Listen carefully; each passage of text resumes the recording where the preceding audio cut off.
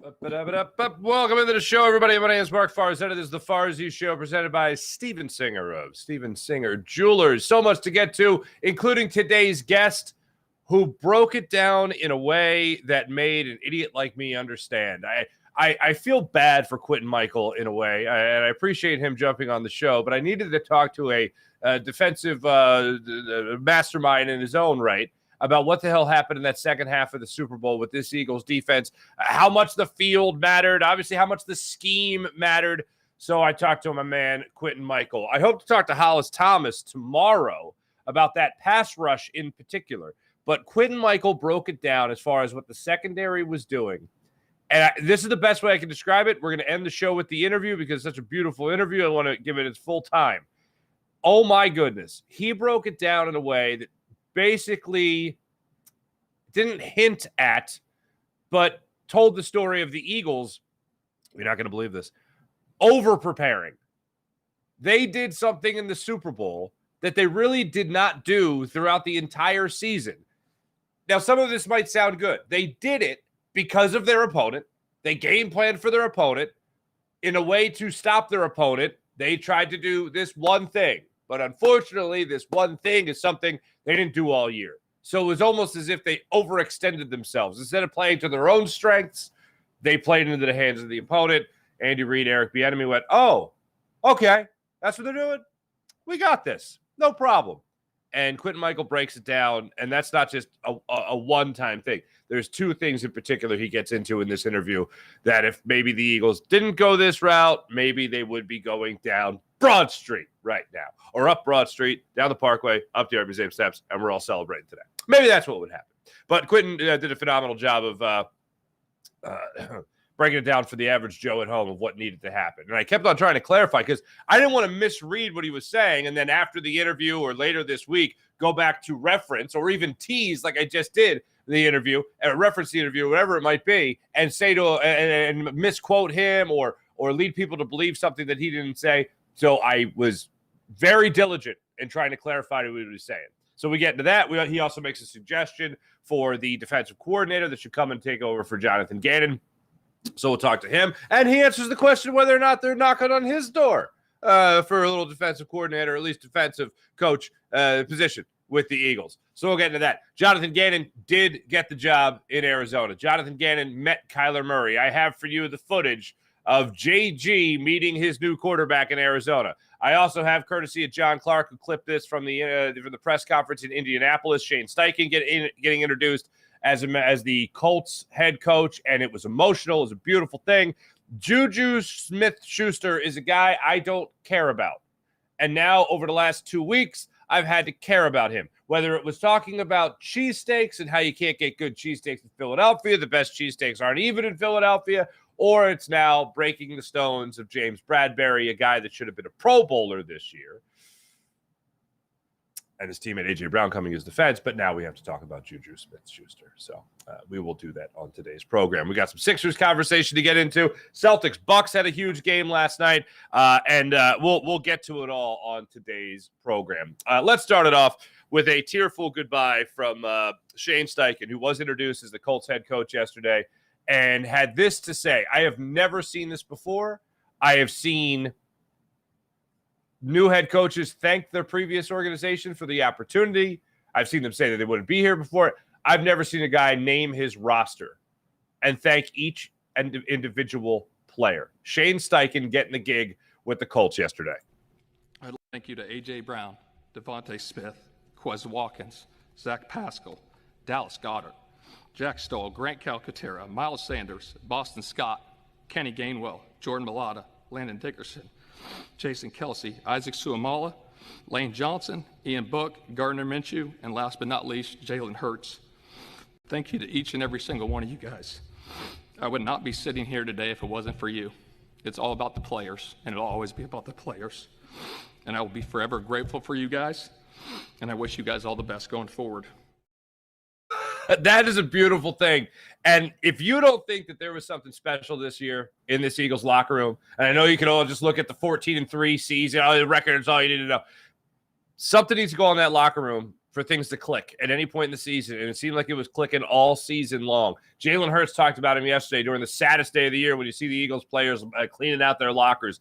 But Jalen Hurts took the time to talk about his former offensive coordinator, not just as a play caller, but as a leader, and how he's going to be missed in that locker room, how he's going to be missed in those meeting rooms as well, and how he's going to be missed on game days. So that, to me, tells you that this guy connected. Just like we talk about Nick Sirianni, Shane Steichen, very similar.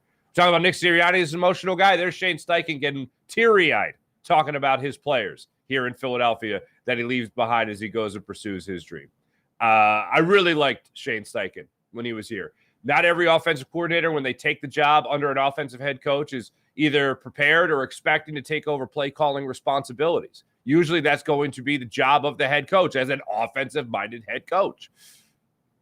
Nick Sirianni wanted to play more of that CEO role and made sure that Shane Steichen had the play calling. Nick Sirianni said, there's a little too much on my plate. Shane, you're going to do this. Shane did it. The offense took off, and certainly took off this year, and Jalen Hurts has done nothing but improve under Shane Steichen as an offensive coordinator. And I know a lot of teams around the NFL are going to look at that and say, oh, my goodness, if this is what he can do with that offense, he can bring along a guy like Jalen Hurts. But, by the way, all the credit in the world to Jalen Hurts. I give a lot of credit to Shane Steichen for not getting in the way of that. And whatever he was doing, it looked like it was only helping Jalen Hurts. So a lot of people are hoping that they could look at what he did here in Philadelphia and improve what he did with their organization. And that's what the Colts are calling on him to do right now. On the other side of that, Jonathan Gannon got the gig. Now, let me just set the scene for you. Yesterday, I had the great privilege of going out and having lunch with our friend Thomas Peterson, who was in Philadelphia all the way from Denmark. You know, Thomas, he's been on the show. He breaks down the Eagles in a phenomenal way, keeps you up to date on all these stats, play breakdowns, and all that stuff on Twitter. We've had him on the show a number of times. Easily friend of the show, friend of mine, I can say. I went out with him yesterday for lunch while he was in town. Vince Quinn, friend of mine from my old WIP days. He knows Thomas as well. The three of us got together, had lunch in Center City. We went around a little bit. It was great. And let me tell you this. We're all talking football. We're all talking Eagles, talking about the city, talking about the States, talking about Denmark. Not that I know anything about Denmark, but now I do. But we're having this great conversation, and we all got our phones out, and all of a sudden it comes out, Jonathan Gannon hired. Finalizing the deal was the terminology, I think, by Adam Schefter there. Finalizing the deal for Jonathan Gannon to become the head coach of the Cardinals. Thomas looks at his phone and he goes, oh my goodness. Wow. And then as he's on his phone, he scrolls a little bit, and he's like, wait, guys, look at this play. We go right from the Gannon conversation back to trying to break down the secondary of the Philadelphia Eagles in the second half of that Super Bowl, and also the field. And Thomas is on his phone. We're walking to like the next spot we're hitting, and Thomas is like, oh, no, check this out. Check this out. Guys. And then like he's pointing out plays on his phone. We walked maybe from 19th and Spring Garden. 19th and Spring Garden to 17th and Chestnut. And I think he must have shown us at least 5 different plays. It just in that walk. Guys, look, I'm telling you this because the man is obsessed with football. Loves the game. So the next time we have him on, just keep that in mind. And I know that it comes through very mumuch on Twitter and social media, but just to be there and walking with him as he was going through all those different plays, it was incredible. It was really wild. And I'm like, yeah, it's nuts. They couldn't keep their footing. It's nuts. They decided to blitz in that goal line situation. Or not goal line situation, but that, 3rd and goal from the 5. That's where they decided to blitz, that type of thing. Yeah, he really loves breaking it down, man. Really, really loves the game. So yesterday we see the news about Jonathan Gannon come up. And I thought, I don't know who comes in next. I don't know the guy's here to take over. I want it to be somebody who's established. I, of course, want it to be somebody that is going to be more aggressive than what we saw from Jonathan Gannon. I don't want somebody that is going to always rely only on his front 4, maybe sending 5 to get after the quarterback, to cause pressure, cause turnovers, whatever it might be. Somebody to break up the monotony of what you're doing with only a 4-man rush, or maybe at times 5. I need somebody. I think we all need somebody that's going to be able to dial it up in a crafty, exotic, disguised way to get after the quarterback. My man Derek Gunn threw out yesterday on Jacob Media that if he sees Lovie Smith get the Eagles defensive coordinator job, he will, quote, be tap dancing in the streets if the Eagles somehow hired Lovie Smith. Spoiler alert, Quintin Mikell also mentions Lovie Smith. If Lovie Smith becomes the defensive coordinator of the Philadelphia Eagles, I'm a happy man. If he only has to concentrate on running the defense, and he's got a guy like Nick Sirianni who is going to really give him the freedom to do what he wants to do, defensively speaking, with the talent Howie Roseman is going to surround him with, I'm all for it. I'm all for it. Not a big fan of Lovie Smith, the head coach. Lovie Smith, the defensive coordinator, I'll party with that. I don't know if I'm going to be like my man D Gunn and need tap dancing in the streets, even though I can do a hell of a time step, ladies. Yeah, I don't think I think that'd be a huge upgrade. I think people here in Philadelphia would like getting that much of an experienced defensive coordinator as their guy calling the plays. I think that'd be a great thing. I'd welcome it with open arms. As for the former defensive coordinator of the Philadelphia Eagles, Jonathan Gannon, credit to TikTok. They captured this moment. The Arizona Cardinals captured the moment after Jonathan Gannon finalized his deal, and he was at the training complex there in Arizona. And I don't know who says it, but somebody tells him his quarterback, Kyler Murray's in the weight room. I don't think them two guys had met yet. And here is a beautiful meeting between those parties. He's in there? Now it's a done deal. Hey, good.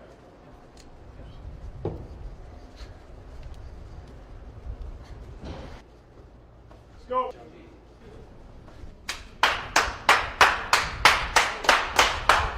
There you go. Let's go.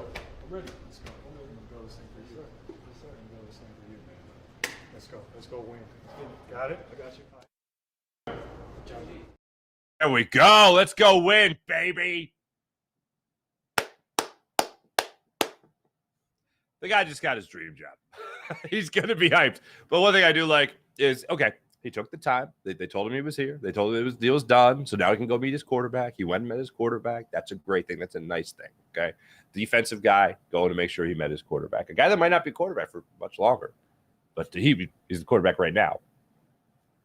Gannon amped for it. I do like that they had to write in there, jogs, a brisk jog.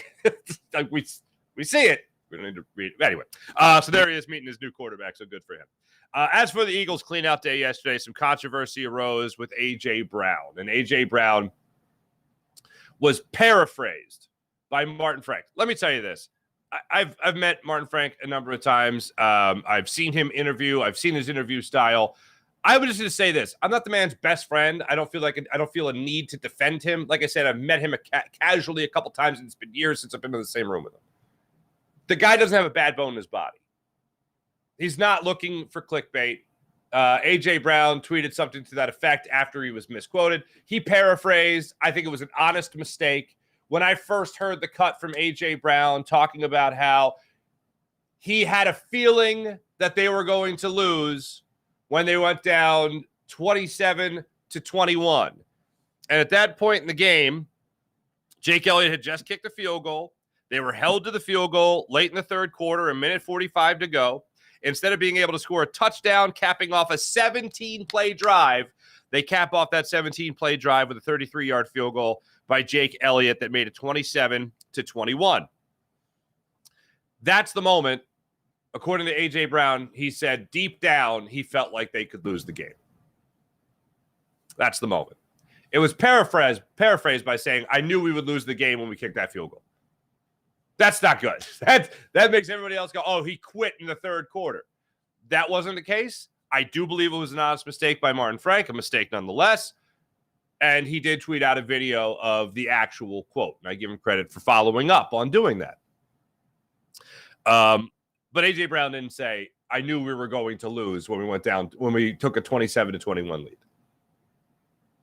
The fact that deep down he thought they were going to lose, that's still significant because that does not show a lot of confidence in what the defense was going to provide in that fourth quarter. And sure enough, The Eagles go up 27-21. Next thing you know, Kadarius Toney gets a 5-yard touchdown pass. They go up 28-27. Sky Moore comes back 3 minutes later. He gets the 35-27 lead. And then Jalen Hurts obviously gets the touchdown and the 2-point conversion to make it 35-35.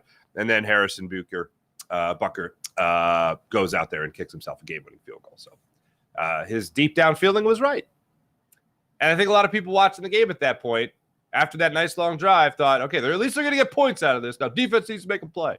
The defense had not made a play to that point, and defense, turns out, did not make a play for the entire game, unfortunately. In that fourth quarter, I wholeheartedly believe that if the Eagles were able to even the turnover battle, they would have won the game. I felt like the offense, geez, you score 35 points, your offense is doing just fine and dandy. Even if it is a 35 points by your offense and you give 7 points to the defense, as the Eagles did with Jalen Hurts' fumble, even in that scenario, you feel like you should win that game. Defense steps up, makes one play, forces one turnover, even gets a big sack in the situation, flips the field maybe, you win that game. It was so damn close. It will eat at me for a long time. I was, after lunch yesterday, came back, had to hit the store, and a gentleman was really nice behind me. The guy had a big thing of flowers and a huge teddy bear getting ready for Valentine's Day. And I said, don't you know about Steven Singer of Steven Singer? No. And he just said, how you feeling about the game? And I said, or how'd you feel about the game? I said, hey, I'm getting over it. He said the same thing. He's starting to make his way through it. The guy in front of me turned around. He's like, I still feel terrible. Just everyone wanted to talk about this. We're all helping each other get over it. But the gentleman said that he was feeling better already. He says the fact that it was so close, and I think some people feel like this, the fact that it was so close, the fact that you're getting Jalen Hurts back next year, you have a lot of these guys back next year, you feel good about the direction you're headed as a football team.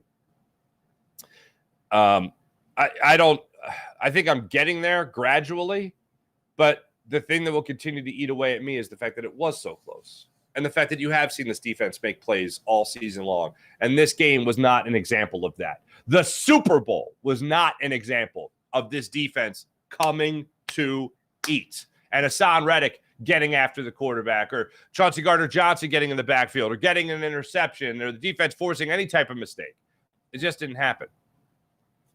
You face Patrick Mahomes, you face Andy Reid, you face Eric Bieniemy, those kind of minds that are behind it all. It's going to be a tough task for any defense, but there was just no answers, especially in that second half.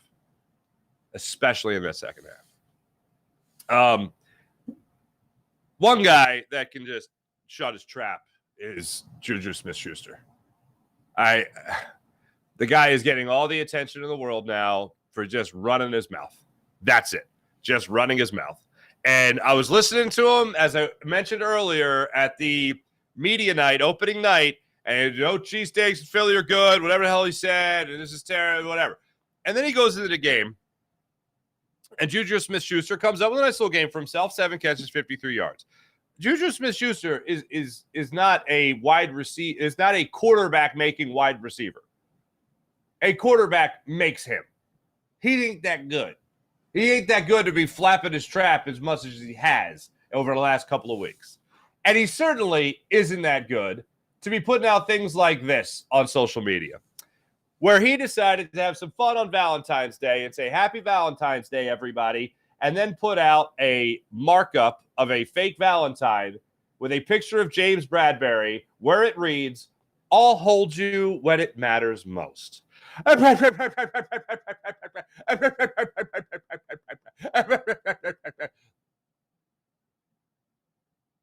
You're hilarious. Wow. Really kick a guy when he's down. Did James Bradbury hurt you in some way? That's a real personal thing over there. Kick a guy while he's down. The guy just lost a Super Bowl and you got to put out bull like that. A.J. Brown did come to his teammates' defense, though, and said, and I love this, A.J. Brown goes out and says, first off, congratulations, y'all deserve it. Part 2.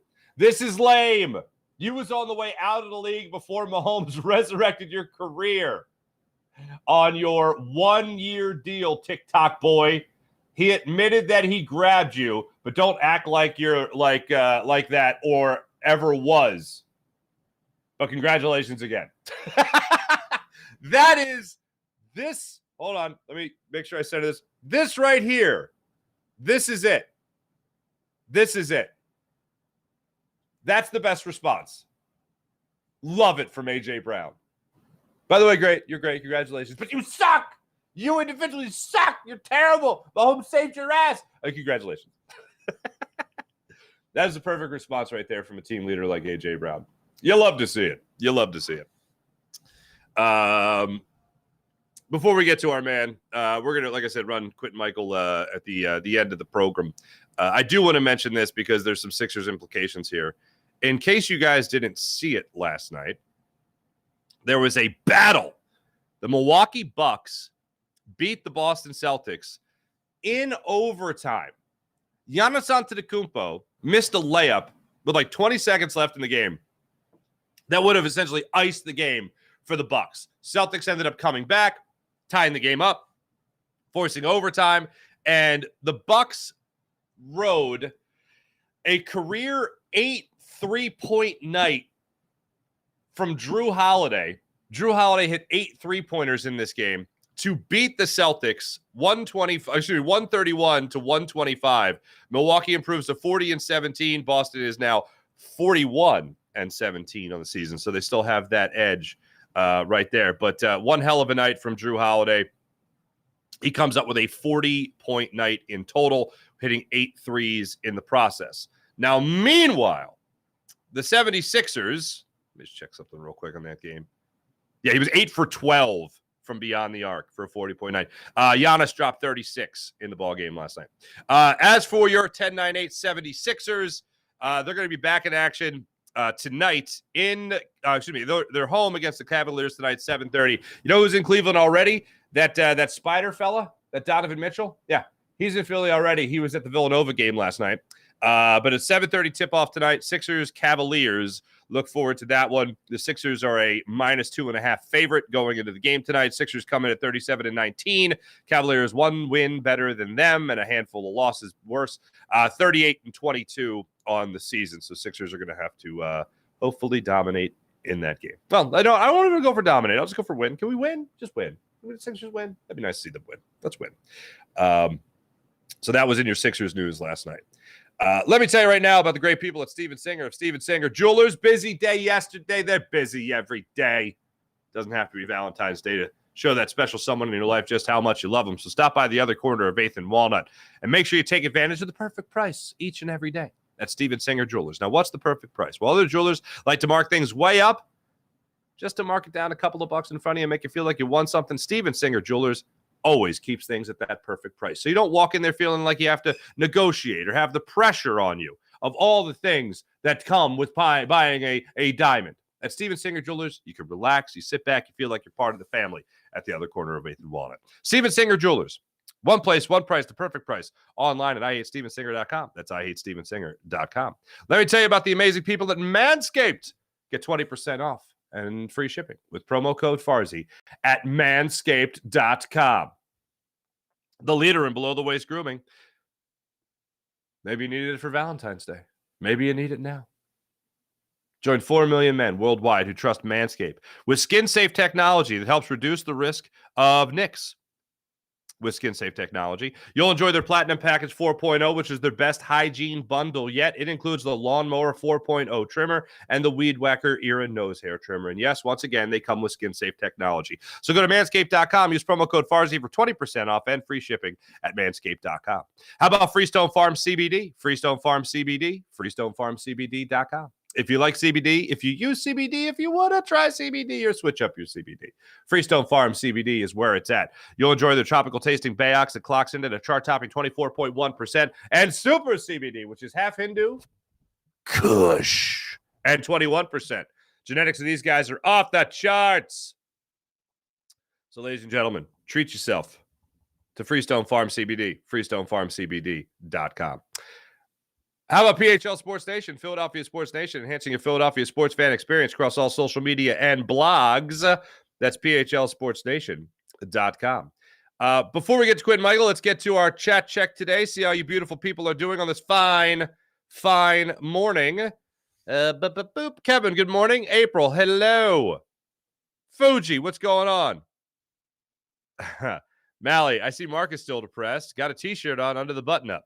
So here's what happened. It's worth explaining because I know you guys are used to heavy cleavage on this show. I'm sorry. I know I'm a sex symbol, but heavy cleavage on this show. So what happened was when I went out with the fellas yesterday, and as I moved my phone, and I go out with the fellas, and I had to pick up Lil Toots. I had to get the wife in Center City as well. And by the time I made it home, thanks to an incredible amount of traffic, I did not have time to I wore this out basically. So I just kept the same outfit on when I interviewed Quintin Mikell. And I'm like, you know what? Continuity, people. Continuity. And here I am. Fuji saying hi to everybody. Mally, it's nice to see you. TikTok boy. Yeah. I do. That is a very, if we go back to that, the AJ Brown quote, that is just an awesome dig. TikTok boy. Because, like, if you say TikTok boy, are you talking about Juju Smith-Schuster, or are you talking about Patrick Mahomes' brother? Who can stop? I know America has already had this conversation with him, but you can stop. You can stop. As far as the show, thank you. The roster will be looking very different. Yep, PJ's pointing it out. Fuji, if Brian Johnson is named offensive coordinator, do you believe Nick will trust him with Jalen calling the plays? Johnson is rumored to be wanted for a few teams as offensive coordinator. He is. I know Nick said that he's going to have to feel that out to see who his play caller would be, if it would be him or Brian Johnson or anyone else he would bring in. I would assume that whoever he's going to have as his offensive coordinator, he would want them to be the play caller. I don't think anybody now, maybe now 2 years as a head coach, now maybe he feels more comfortable with having that responsibility. Maybe. But I would assume that he's found something that works. Him not doing it works. Again, maybe it's different now that he's 2 years as a head coach. Maybe he feels like he can have that responsibility. It was about a year and a half of him not calling plays because he did it about halfway point of last year. I think it was the Giants game he stopped doing, the first Giants game of the season a year ago. He stopped calling the plays, and Shane Steichen took over the responsibilities. He made it more public when he addressed it before the season, saying that he wasn't going to be doing the play calling. He was just going to be doing the game planning. Shane Steichen was going to do the game planning or the play calling. So I would assume he'd want to keep it in that same uniform manner of making sure that he has somebody else calling the plays while he is coaching the team as a head coach. I'd assume he wants to keep it in that same realm. But I don't know. If Brian Johnson did take over the responsibilities as a offensive coordinator, I would assume he's doing that with the same idea that he'll call the plays, that Brian Johnson would call the plays. When he said he would have to evaluate it the other day, I think what he was hinting at was his own situation, not who necessarily he would hire.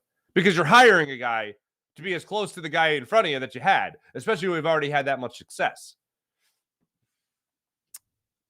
So my guess would be he'd want the other person to call plays, whoever gets hired. Brian Johnson's named offensive coordinator. Do you believe Fuji? Hello again. Mihai, what's up, Mihai? Long off season. I'm looking to next year's Super Bowl. I watch a rematch. Oh, I want a rematch so bad. Thankfully, the window is only opening up. Did you see?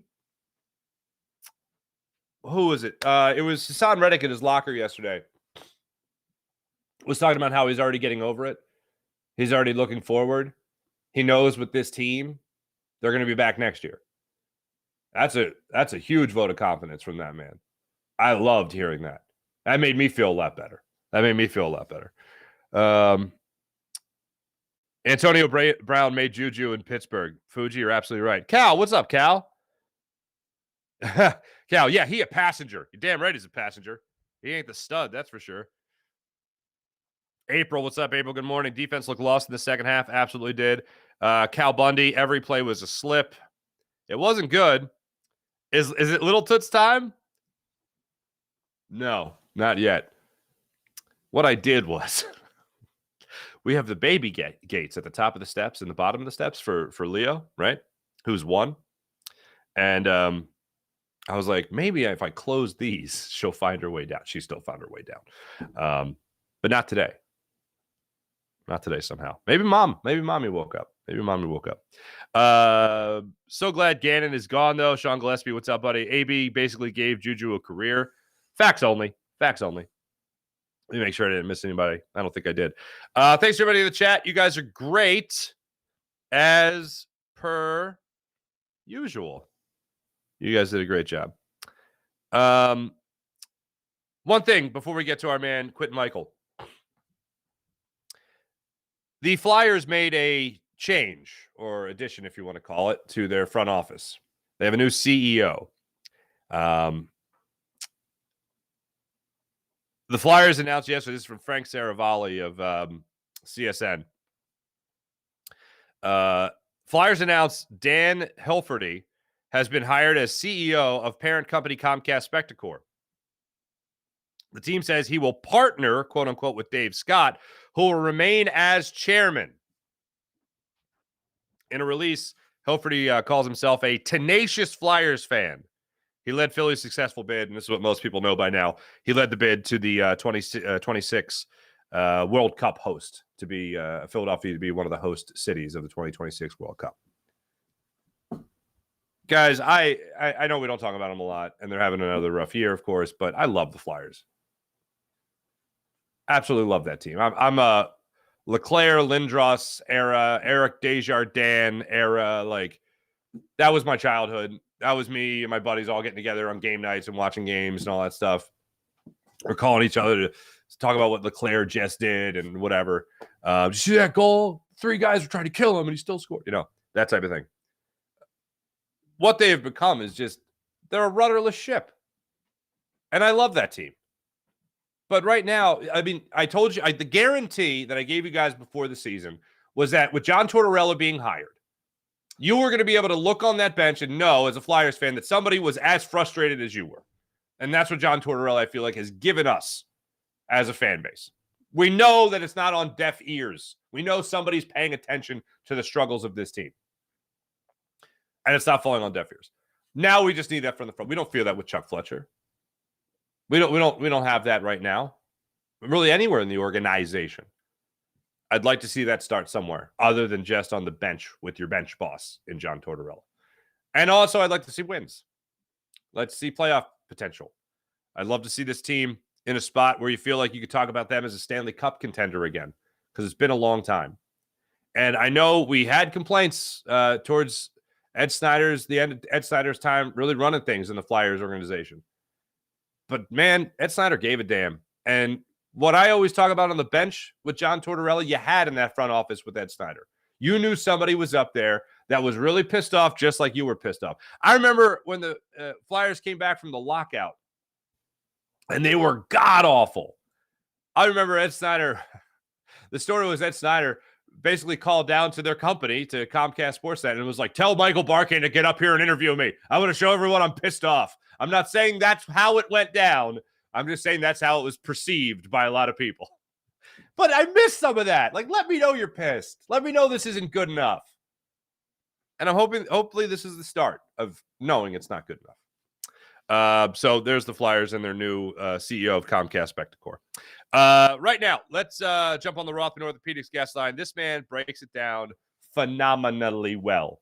Without further ado, let's jump on the Rothman Orthopedics guest line. Talk to our friend Quintin Mikell of Inside the Birds podcast. This will also mark the end of the show. So thanks for watching. Jim Hyden did a great job. This is Buzz Sports and Entertainment Production. Here's Q, ladies and gentlemen.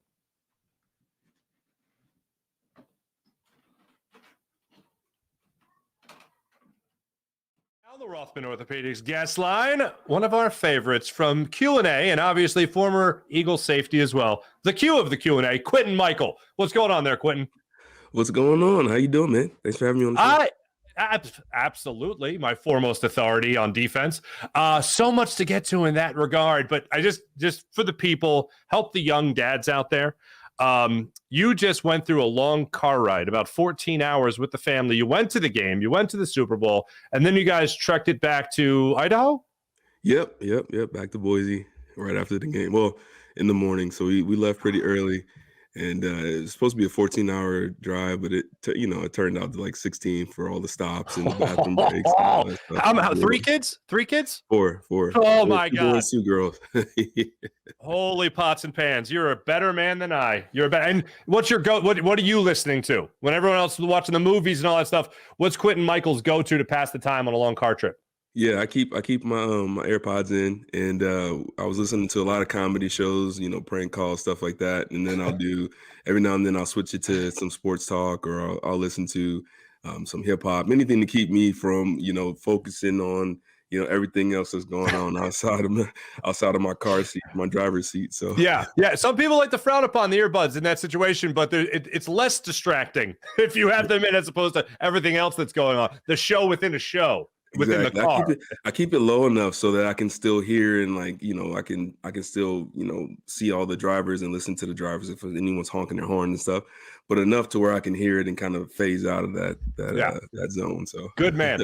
You know what? Head on a swivel, as always. So obviously it didn't end the way we wanted it to. Super Bowl 57, Quintin Mikell. What the heck happened in that second half exactly? Was it really a matter of chess versus checkers when it came to Andy Reid, Eric Bieniemy, and Jonathan Gannon, or was it the field? What the hell happened in that second half? Yeah, man, I think it was a combination of all that, but honestly, the main thing was, Andy Reid, man. He came out. This Chiefs coaching staff has a lot of years of experience behind them, a lot of championships, a lot of winning behind them. They didn't panic. They knew what they had to do. They went in at halftime, and honestly, they just came out and out-coached the Eagles coaching staff the second half. And it also didn't help, some of the mistakes by especially the defensive secondary. Some of the mistakes were just kind of, you just kind of beat yourself, and so that's the most frustrating thing. It wasn't, it was part of it was coaching, but part of it was also, especially the secondary kind of beating themselves and making mistakes that helped the Chiefs. Mm-hmm.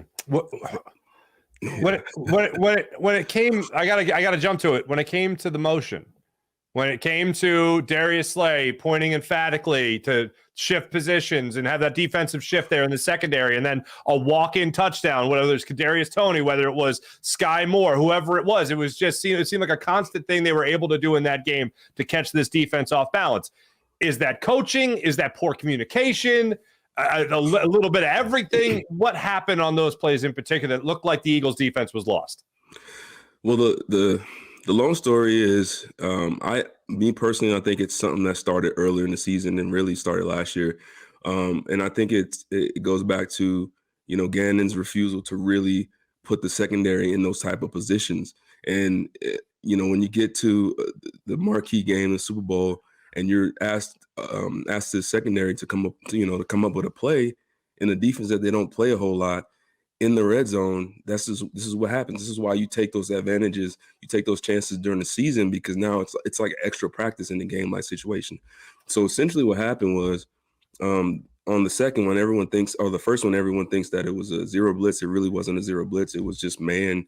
It may have been a blitz, but it wasn't a zero blitz. You can see Maddox kind of pointing, and you can see Slay kind of pointing across because they're expecting Toney to run a jet sweep, which he's done a lot. And if you go back to the Jaguars game, I think the Jaguars kind of did some of the similar stuff. And they're expecting Toney to go across, so they're already kind of in their rotation. And the sad part is, the crazy part is both guys were open. Toney was wide open, and so was Kelsey. So everyone was expecting that jet sweep, and they were going to, kind of rotate it to the other side, and that's not what happened. And the saddest part is if Maddox would have just simply stayed where he was at and then just pressed and then take whoever was there, because you're not going to help on a jet sweep anyway. You're not going to help on anything on the other side of the field.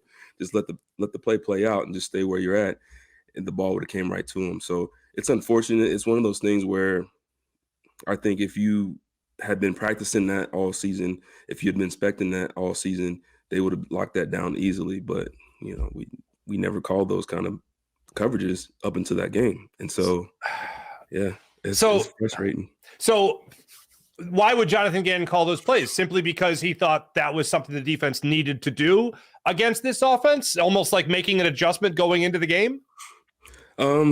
That's a good question. I do know it was talked about on game day about, Vic Fangio coming in, which I don't think he's had a whole lot of success against Andy. In those situations, I mean, you have to be able to play man. I personally wouldn't play man in the red zone just because of that. There's a lot of pick routes and crossing routes and stuff, and it's tough. But I personally think that these were situations where they had to get some pressure on Mahomes, and they had to get some tight coverage. And so it's just a kind of a hurricane, like a big mixture of a lot of bad stuff happening on one Perfect play. storm. Perfect storm. Perfect Okay. storm. The reason I asked that question, Quintin, is because for the life of me then, I couldn't figure out, and I can't figure out then from what you're telling me, why Jonathan Gannon would, I hate to use, be creative enough to make that adjustment going into this game, but not creative enough to make an in-game adjustment when he realized his front 4 or 5 could not make it home in blitzes, in pass rush, whatever. There was no adjustment made, it seemed like, from him to try to get after Patrick Mahomes and either force him into a mistake or actually, I don't know, somehow get a sack in this game. Well, the tough part too is the first half, the Chiefs weren't on the field a whole lot. So there weren't a lot of opportunities to really tell if they were getting pressure, if they were going to be able to get there.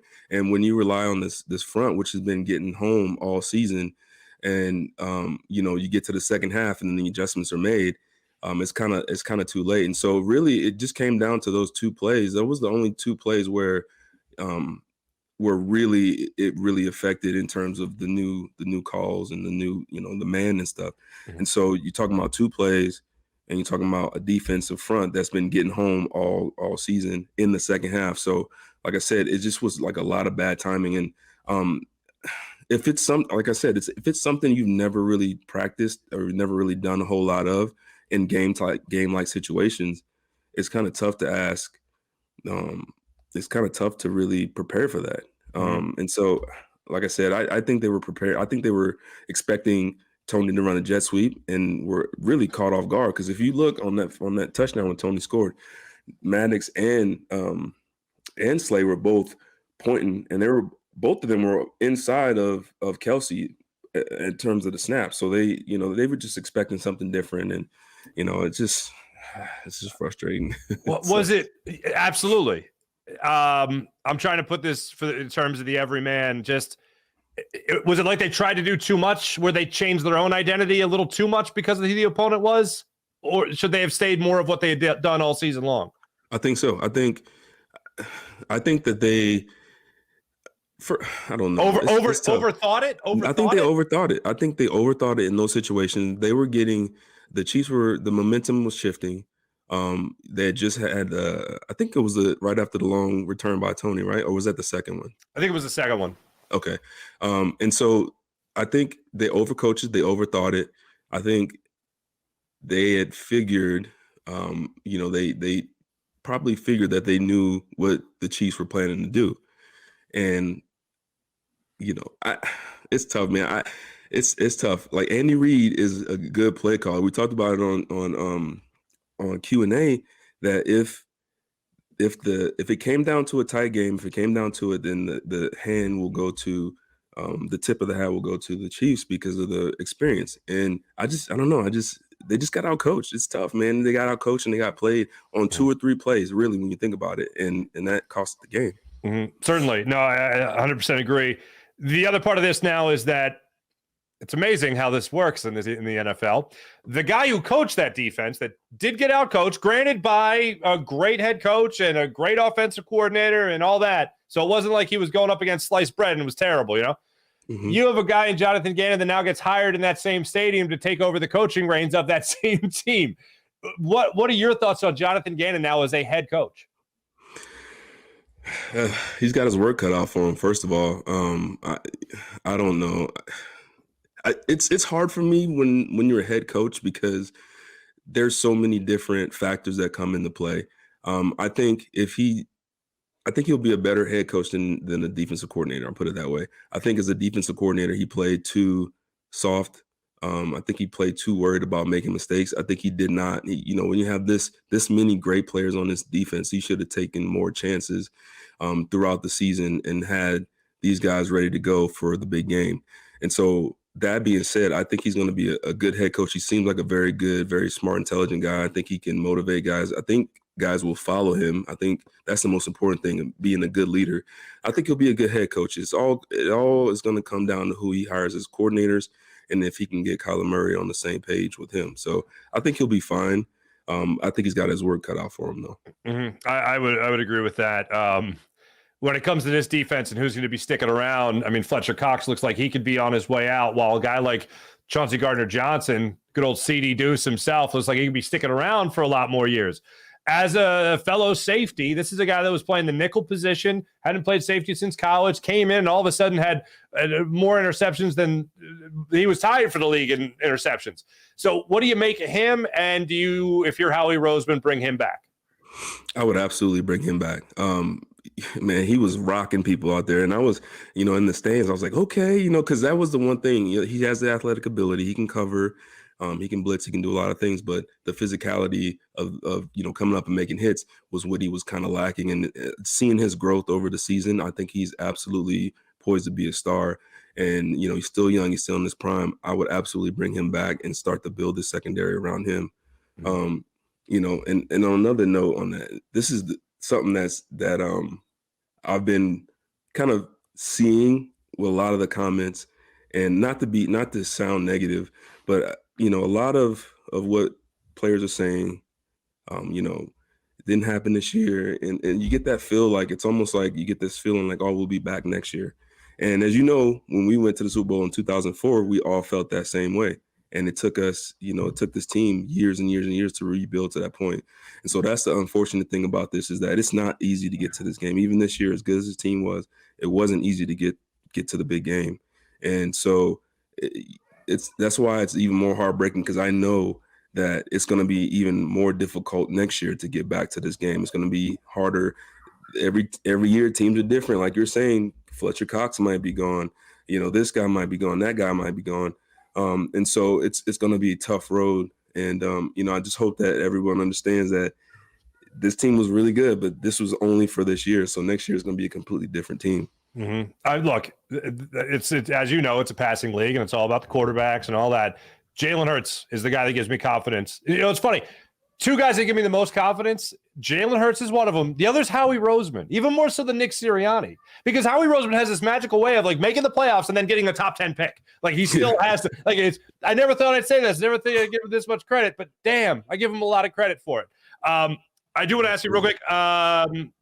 Would you have gone the route of blitzing more in the second half of that Super Bowl? Just back to Jonathan Gannon, the scheme, the philosophy. Would you have blitzed more than in the second half, in the fourth quarter, maybe? What would you have done differently in that second half?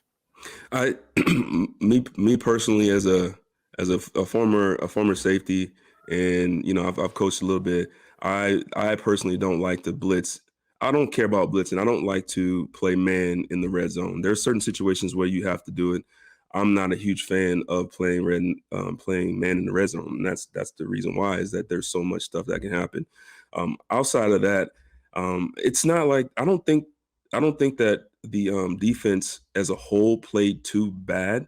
I just think in certain spots, the secondary, especially the linebackers in the middle of the field, played with really bad eye discipline, meaning they're dropping back into their zones, and there's guys, there's Kelsey running right behind you, going to the other side of the field, and you've got to understand what they're trying to do in certain situations. And so I don't necessarily dislike the game plan besides the man in red zone, but I do dislike the eye discipline. I do dislike the way the middle of the field was defended.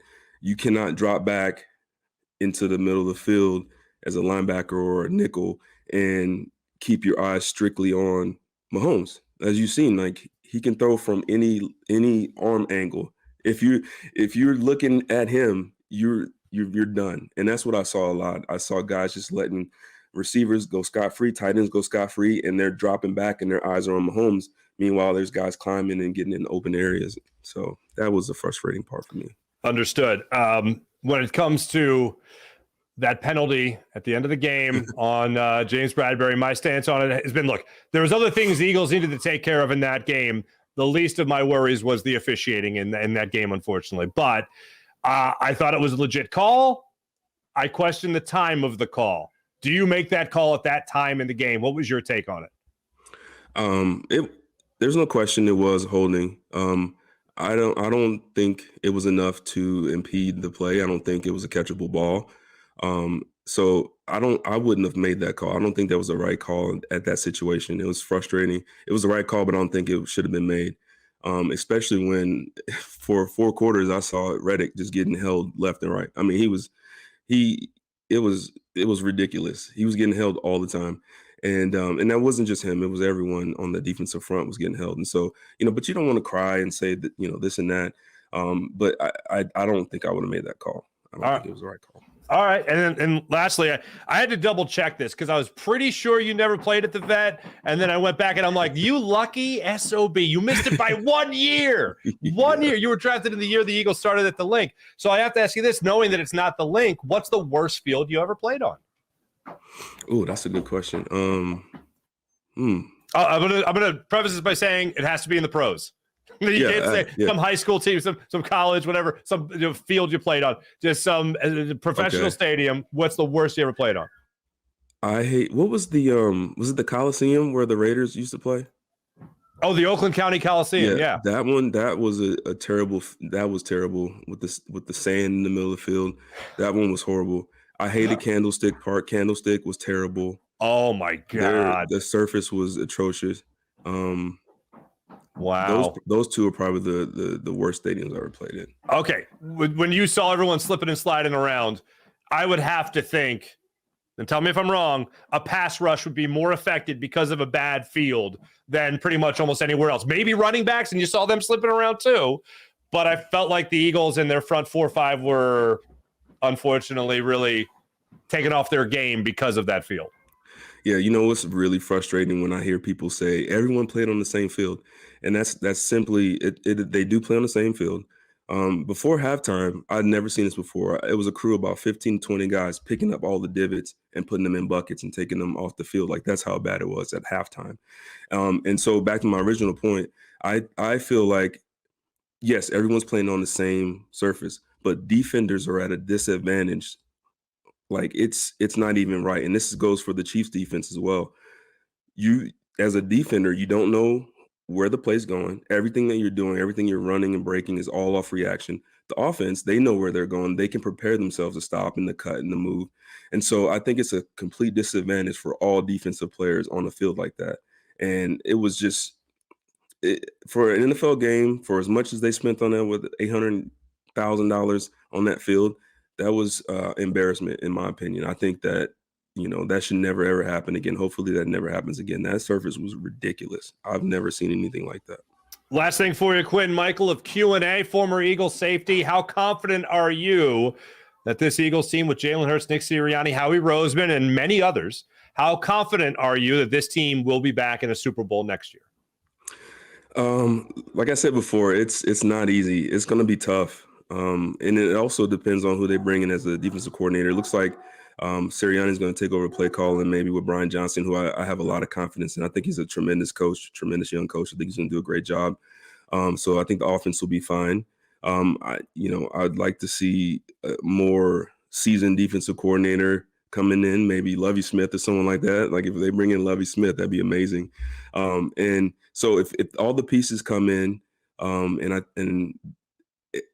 most of this team, this nucleus comes back, I think that they can challenge for, another spot next year. Can we make any headlines? Can we make any news right now? Quintin Mikell, have you received a call to be the Eagles defensive coordinator? Can you confirm or deny a report? I'm just making it up. But in today's world, that's called reporting. That would be amazing. Have you gotten a call? Have you gotten a text? Have you been in touch with anyone? You answer the question. I don't want that life, man. Those guys, they sleep in their offices. It's a rough life to be a coach, man. I'm not prepared for that right now. 4 kids. Yeah. That's a lot more. That's a lot more travel. That's no thanks, man. No bueno. No bueno. Quintin Mikell, when's the next Q&A I can listen to? Looks like we're going to be recording on Thursday night. We had to take a little bit of a break from the Super Bowl hangover and, driving back. And so we're going to record, I think, Thursday night, and I think we should drop that on Friday morning. So look for that coming up, man. I'm sure it'll be great. Jason's always awesome. He's always got some great takes. So it'll be a lot of fun. Oh, the both of yous with your great takes. Of course, it's all part of the Inside the Birds empire, as we like to refer to it. Quintin, Mikell, always great catching up with you. At the time that we tape this, it's Valentine's Day. So thanks for taking some time out of your busy night as well, my friend. Thank you.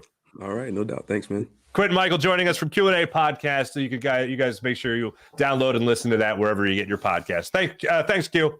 All right, thank you.